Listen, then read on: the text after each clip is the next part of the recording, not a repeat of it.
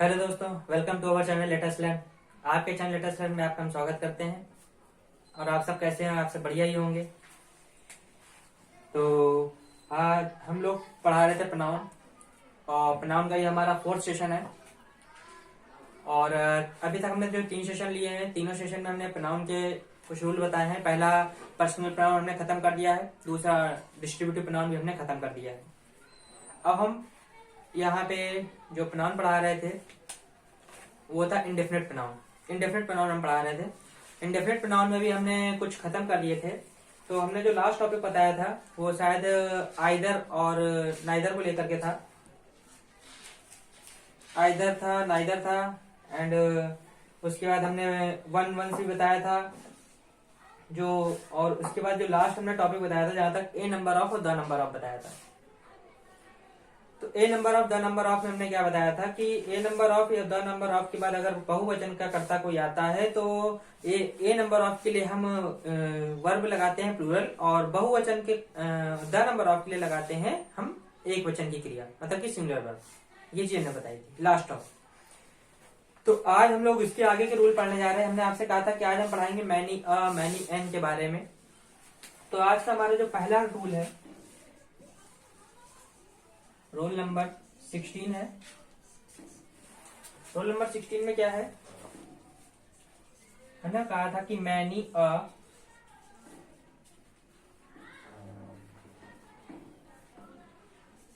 या फिर many N, बस आर्टिकल का डिफरेंस है, बाकी कुछ नहीं है। ए और एन एक ही चीज होती है। के बाद अगर कोई एक वचन का कर्ता आता है, क्या आता है? एक वचन का कर्ता आता है तो हम इसके लिए जो वर्ब लगाते हैं वो कैसी वर्ब लगाते हैं? सिंगुलर। कैसी वर्ब लगाते हैं? सिंगुलर वर्ब लगाते हैं। जैसे कि एग्जाम्पल हम पहला लेते हैं,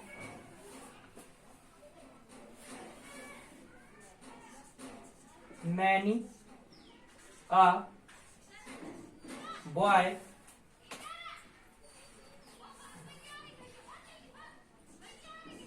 play cricket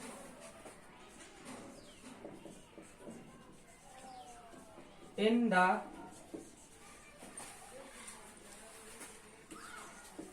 field. Many a boy play cricket in the field.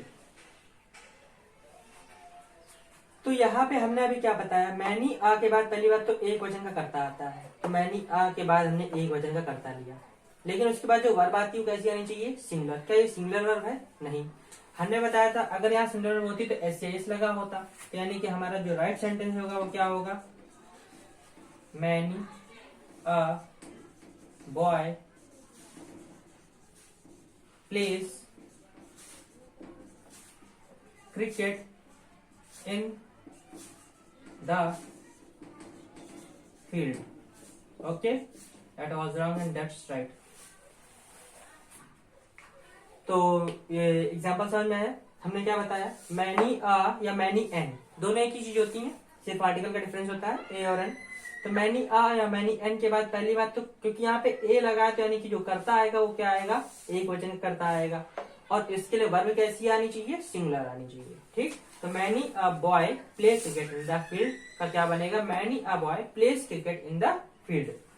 अब इसका हम सेकेंड एग्जाम्पल देखते हैं।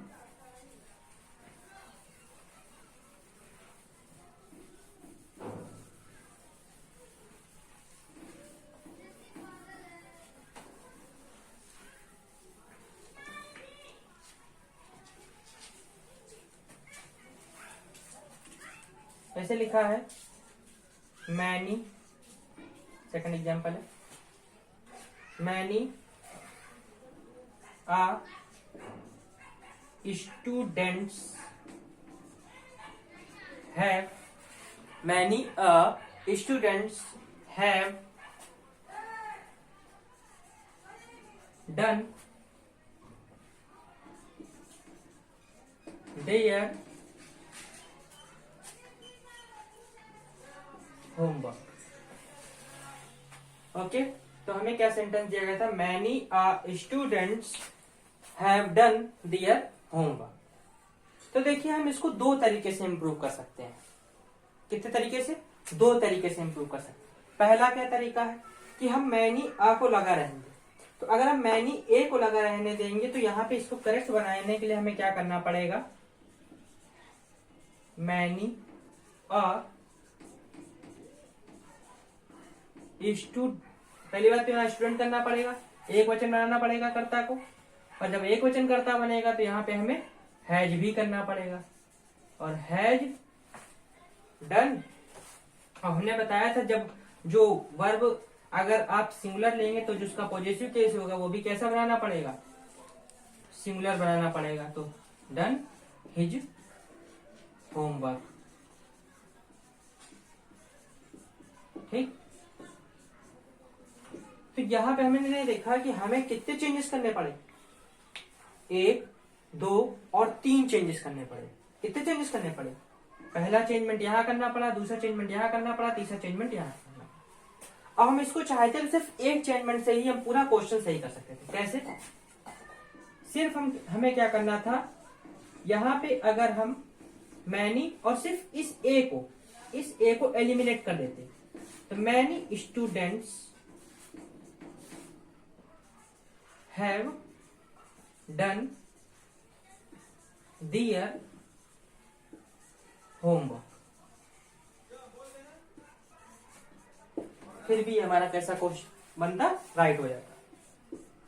ठीक, तो इसको अगर हम सही से एरर करते तो चाहते तो सिर्फ ए हटा करके भी इसको हम आसानी से सॉल्व कर सकते। आई बात समझ में। तो इसको हमने क्या किया, many students have done their homework का क्या बनाया। अगर हम इस रूल के हिसाब से चलेंगे तो क्या करना पड़ेगा, एक वचन का कर्ता और एक वचन की क्रिया। तो एक वचन का कर्ता लिया और एक वचन की क्रिया लिया। अगर ये एक वचन का करेंगे तो हमें यहाँ जो पॉजिटिव केस है ये भी एक वचन का करना पड़ेगा। तो हमें यहाँ पे 3 चेंजेस करने पड़े। यहाँ पे हमने क्या किया, सिर्फ ए को एलिमिनेट कर दिया, बाकी हमारा पूरा सेंटेंस क्या हो गया, राइट। अब जैसे एक और एग्जाम्पल लेते हैं।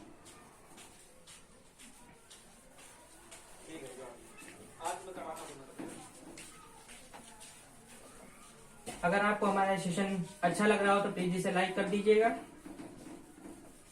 और ज्यादा से ज्यादा लोगों में शेयर कर दीजिए।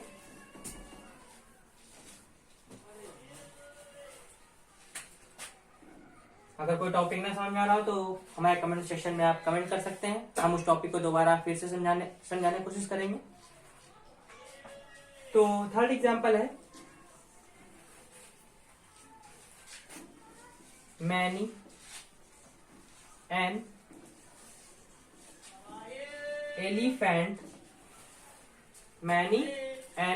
elephant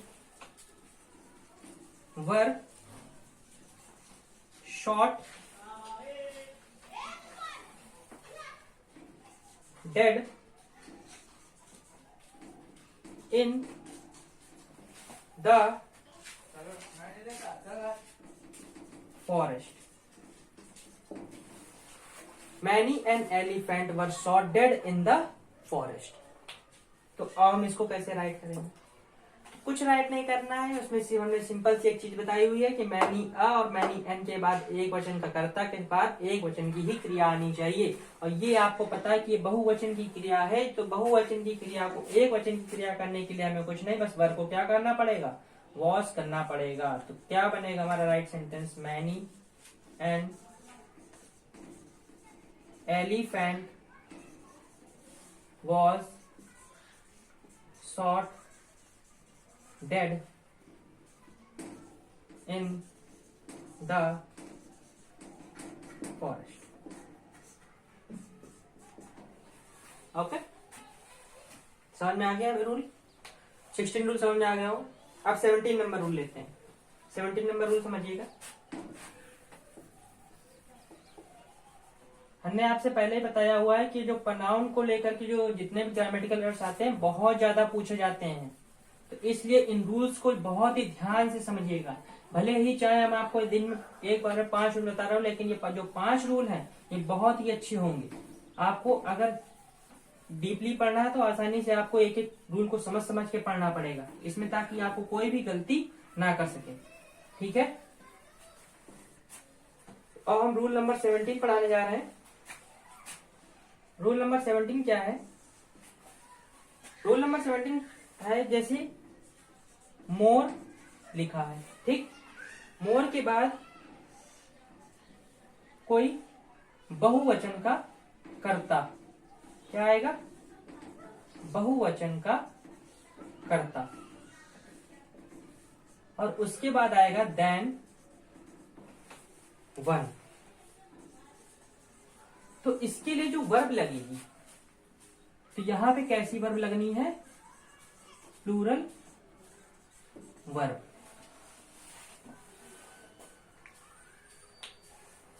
मोर के बाद कर्ता कैसा आएगा? बहुवचन का। इसके बाद क्या आएगा? देन वन, और उसके लिए वर्ब कैसी आएगी? प्लूरल। इसका एग्जांपल से समझते हैं। ऐसे एक एग्जांपल लेते हैं कि more girls than Rekha, more girls than Rekha have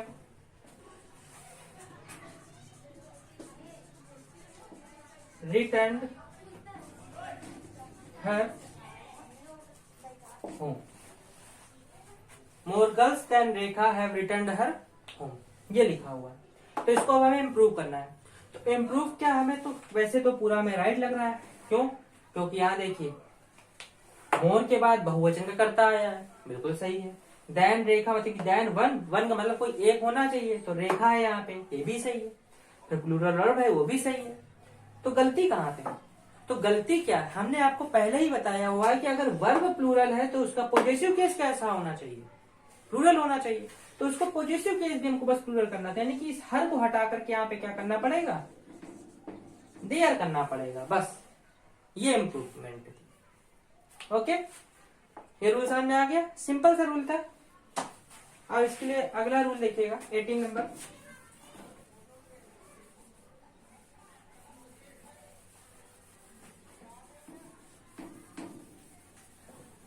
rule देखिएगा।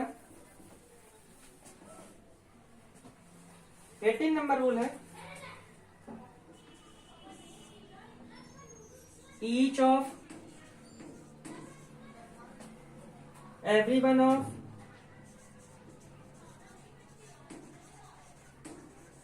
either of neither of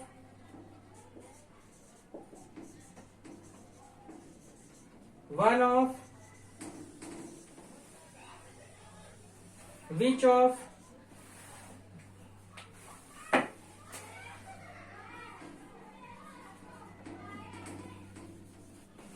of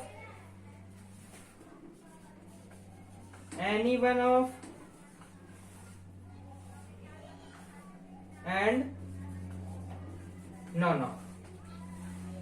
ये आपको कुछ वर्ड्स दिए गए हैं, each of, every one of, either of, neither of, one of, which of, any one of, none of. तो इन जो सेंटेंस है, इनके बाद जो कर्ता आने वाला है वो कैसा आएगा?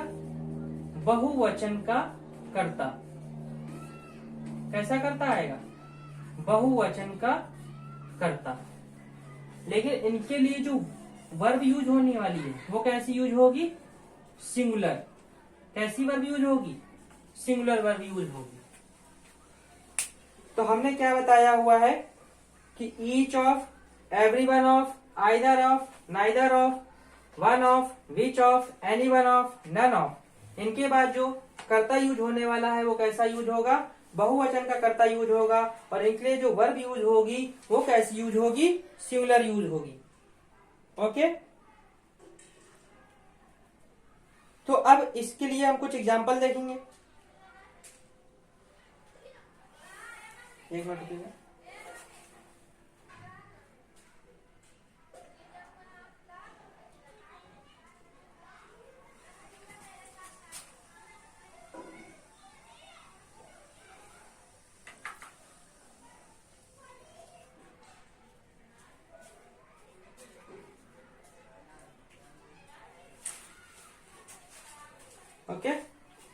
हमने क्या बताया, each of, every one of, either of, neither of, one of, which of, any one of, none of के बाद कर्ता कैसा आएगा, बहुवचन का कर्ता आएगा, और इसके लिए जो वर्ब यूज होगी वो कैसी यूज होगी, सिंगुलर वर्ब यूज होगी। ठीक है, तो अब हम इसको कंप्लीट करते हैं। इसके लिए कुछ एग्जांपल नोट करते हैं, देखिएगा एग्जांपल।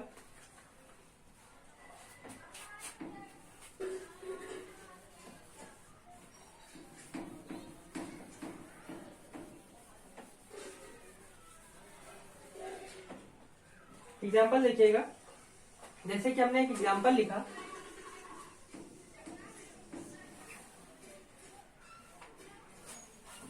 एग्जाम्पल लेंगे जैसे कि ईच ऑफ द गर्ल्स, क्या लिखेंगे,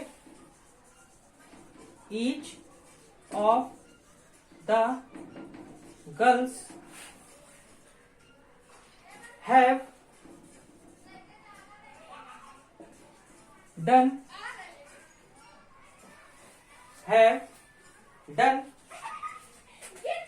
their work, ये लिखा हुआ, each of the girls have done their work.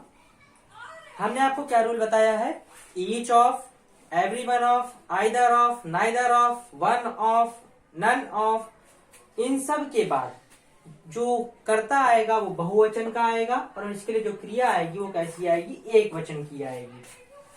तो यहाँ पे ईच ऑफ लगा हुआ है, तो लिखेंगे ईच ऑफ द गर्ल्स, ये तो हमारा बिल्कुल राइट है।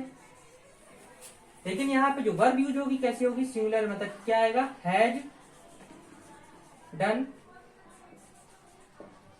दियर वर्क। ओके, तो ये क्या होगा रॉन्ग और ये क्या होगा हमारा राइट। समझ में आ गया, each of the girls has done their homework. Okay, second इसका एग्जाम्पल देखते हैं। सेकेंड एग्जाम्पल क्या होगा, every one of the workers have returned their home. Every one of the workers have return their home. तो आप इसको आसानी से कर सकते हो, जैसे क्या इसमें चेंजेस होंगे हम इसे बता देते हैं। Every one of the workers, have की जगह क्या होगा, हैज, क्योंकि यहाँ वर्ब सिंगुलर है इसलिए यहाँ पे जो पॉजिटिव केस आएगा वो भी कैसा आएगा, सिंगुलर, हिज होम। ओके, तो every one of the workers has returned his home. Any problem? चलिए इसका थर्ड एग्जांपल भी शो कर देख लेते हैं।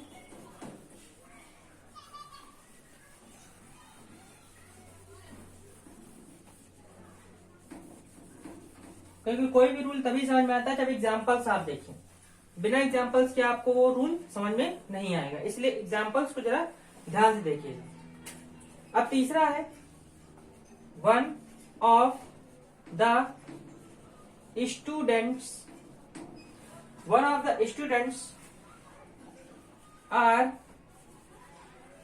playing in the field. One of the students are playing in the field, यही लिखा हुआ है। तो इसमें क्या क्या चेंजेस होंगे, हमने क्या बताया हुआ है कि वन ऑफ के बाद अगर कोई वर्ब सब्जेक्ट आएगा वो बहुवचन का होगा, उसके लिए जो वर्ब आएगी वो कैसी आएगी, एक वचन की आएगी, यानी कि यहाँ पे क्या आना चाहिए, ईज आना चाहिए। हो गया चेंजमेंट। अब जैसे इसका अगला एक और एग्जांपल देख लेते हैं कि नाइदर ऑफ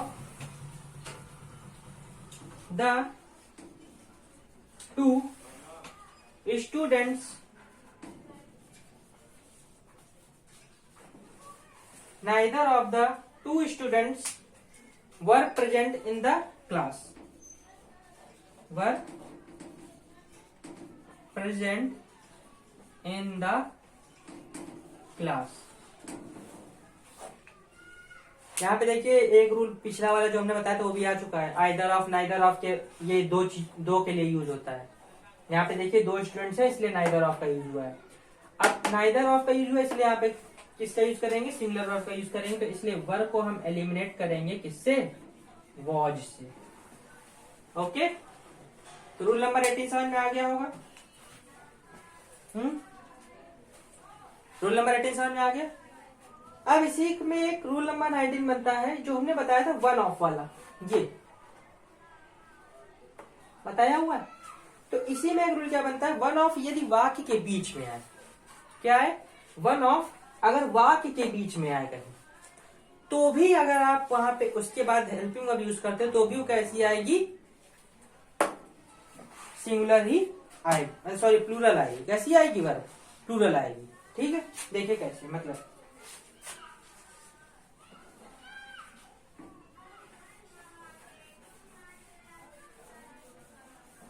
तो यहीं पे नोट करके एक पॉइंट लिख लीजिएगा, नोट करके पॉइंट लिख लीजिए, लेकिन वन ऑफ यदि वाक्य के बीच में आता है, वन ऑफ यदि वाक्य के बीच में आता है तो उससे संबंधित बाद में जो वर्ब है, उससे संबंधित बाद में जो वर्ब है वो कैसी होगी, बहुवचन होगी। कैसी होगी, बहुवचन होगी। अब हम इसका एक एग्जांपल समझ लेते हैं। जैसे लिखा है, Ravi is one of the boys, Ravi is one of the boys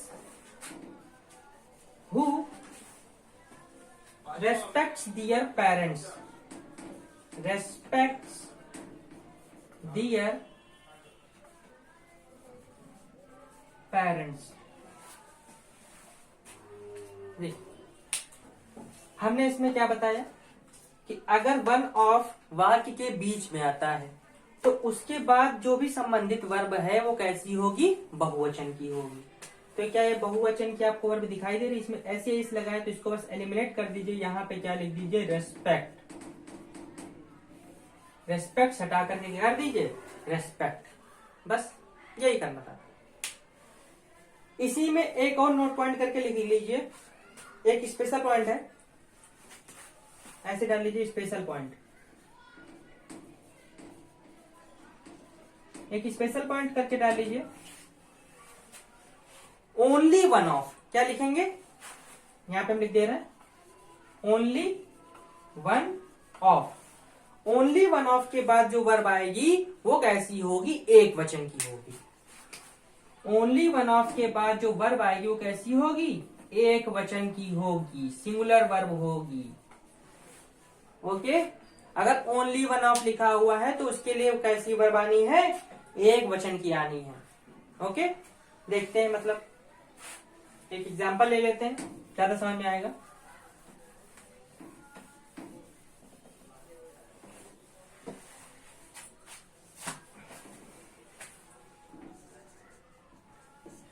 लिखा है, this is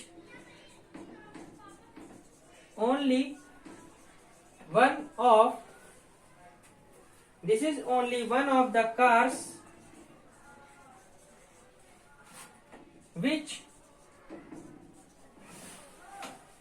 which are very cheap।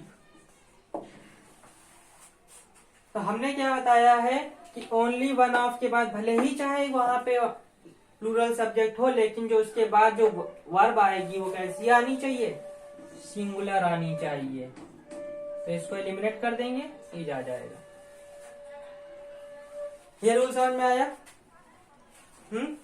तो हमने क्या क्या रूल बताया, पहला रूल हमने ये बताया कि मैनी अ और मैनी एन, क्या क्या बताया, मैनी अ और मैनी एन के बाद जो करता आएगा वो एक वचन का आएगा, उसके लिए जो क्रिया आएगी वो भी कैसी आएगी, एक वचन की आएगी। ओके, सेकेंड रूल हमने क्या बताया कि मोर के बाद बहुवचन का करता आएगा, उसके बाद देन वन आएगा, तो उसके लिए जो हेल्पिंग वर्ब आएगी वो कैसी आनी चाहिए, प्लूरल आनी चाहिए। फिर उसके बाद हमने क्या बताया, each of, every one of, either of, neither of, one of, which of, any one of and none of के बाद बहुवचन का कर्ता आएगा और उसके साथ जो क्रिया आएगी वो कैसी आएगी, एक वचन की आएगी। ओके, फिर इसके बाद हमने क्या उसमें नोट पॉइंट करके क्या बताया कि वन ऑफ यदि वाक्य के बीच में आता है, कब आता है, यदि वाक्य के बीच में आता है तो फिर जो उसके बाद जो संबंधित वर्ब होगी वो कैसी आएगी, प्लूरल आएगी। कैसी आएगी, प्लूरल आएगी। फिर हमने एक स्पेशल पॉइंट बताया कि यदि ओनली वन ऑफ, क्या है, क्या लिखा है, ओनली वन ऑफ यदि वाक्य के बीच में आता है तो उससे जो संबंधित वर्ब है वो कैसी होगी, एक वचन की होगी। ओके, तो ये जो रूल हमने बताया वो समझ में आए। चलिए आगे देखते हैं, एक रूल और देख लेते हैं।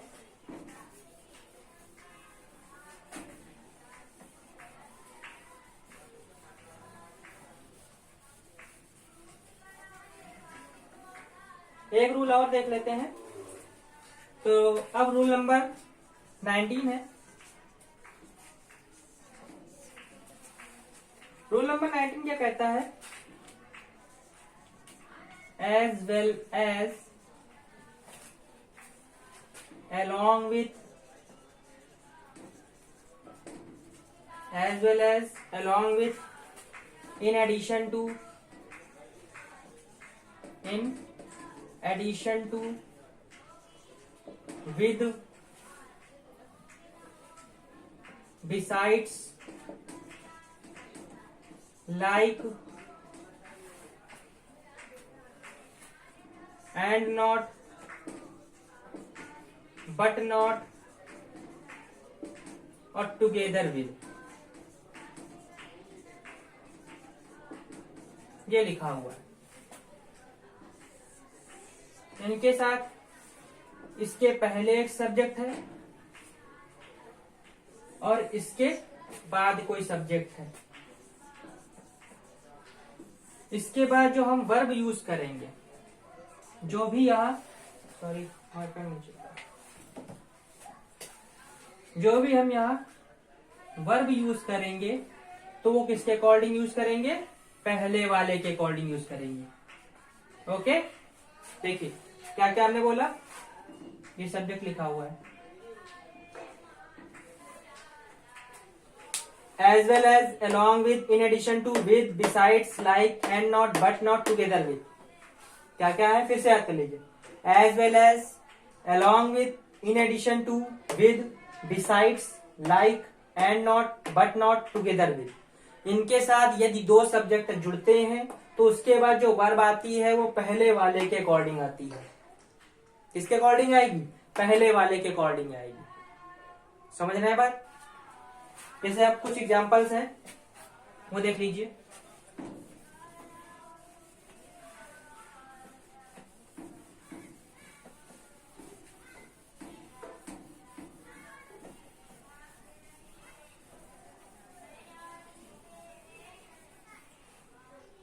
एग्जाम्पल जैसे लेते हैं, पहला एग्जाम्पल है Ram as well as his friends, Ram as well as his friends are going to their school. Okay, Ram as well as his friends are going to their school। देखिए राम और his friends किसके जरिए जुड़े हुए हैं, as well as के जरिए जुड़े हुए हैं। तो हमने बताया था जब भी कोई दो सब्जेक्ट as well as के थ्रू जुड़ते हैं तो जो उसके साथ जो वर्ब आएगी वो पहले वाले के अकॉर्डिंग आएगी। पहले क्या लिखा हुआ, राम लिखा हुआ है, सिंगुलर सब्जेक्ट है, तो उसके लिए जो वर्ब आएगी वो कैसे आएगी, सिंगुलर आनी चाहिए। मतलब कि आ हटा के यहाँ पे क्या आनी चाहिए, इज आनी चाहिए। हमने बताया था अगर वर्ब चेंज होगी तो उसका पॉजेसिव केस भी चेंज होगा। पॉजेसिव केस क्या है, डियर है, तो राम के अकॉर्डिंग यहाँ पॉजेसिव केस क्या आना चाहिए, हिज आना चाहिए। ओके, तो हमें यहाँ पे दो चेंजमेंट मिले। Ram as well as his friends are going to their school, क्या बनेगा? Ram as well as his friends is going to his school. आई बात समझ में? चलिए इसका सेकंड एग्जांपल देख लेते हैं। The girls along with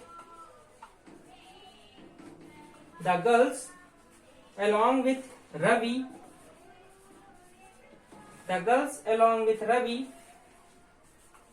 has returned his home. The girls along with Ravi has returned his home. हमने क्या क्या बताया था? As well as, along with, in addition to, with. तो इन सब के साथ दो सब्जेक्ट जो यूज होते हैं तो जो हेल्पिंग वर्ब आती है वो पहले वाले के अकॉर्डिंग चेंज होती है। तो यहाँ along with के साथ जुड़े हुए हैं तो सब्जेक्ट पहले क्या आया है? The girls. इसके साथ जुड़े होने का सब्जेक्ट क्या आया है? गर्ल्स। ये प्लूरल है इसलिए यहाँ पे वर्ब कैसी आएगी? प्लूरल आएगी, यानी यहाँ पे क्या आएगा? हैव आएगा। पहला करेक्शन। सेकंड करेक्शन हमने पॉजिटिव केस देखा, पॉजिटिव केस में हिज लिखा हुआ है तो हिज हटके क्या आएगा? देयर आएगा। ये हो गया सेकंड चेंजमेंट। तो ये रूल समझ में आया। ऐसे ही और भी बहुत सारे एग्जांपल्स हो सकते हैं, तो आप इसको देखिए और इसकी एक्सरसाइज करिए। अगर आपको कोई प्रॉब्लम आती है तो आप हमसे पूछिए, कमेंट सेशन में हमारे कमेंट कीजिए अगर कोई भी प्रॉब्लम आती है तो। और अगर हमारा ये सेशन आपको अच्छा लगा हो तो प्लीज इसे लाइक करिए और ज्यादा से ज्यादा लोगों में शेयर कीजिए। ओके, तो आज का सेशन हमारा यही खत्म होता है। इसके बाद हम आपको यहाँ पे जो अभी हमने आपको डिस्ट्रीब्यूटिव प्रोनाउन पढ़ा दिया है, ठीक, और इंडेफिनिट प्रोनाउन पढ़ा दिया। तो इंडेफिनिट प्रोनाउन हमारा ये खत्म हो चुका है। अब हम पढ़ाएंगे आपको रिलेटिव प्रोनाउन और डिमॉन्स्ट्रेटिव प्रोनाउन। ओके, तो आज के लिए हम इतना ही रखते हैं। Thank you, tata, bye bye.